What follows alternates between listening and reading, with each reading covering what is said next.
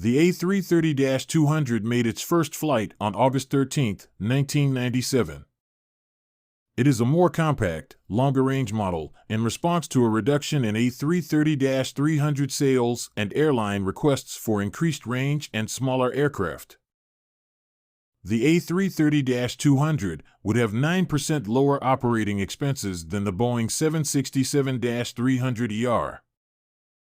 The jet was designed for the 6,000 nautical mile sector, where Airbus estimated a demand for 800 planes between 1995 and 2015.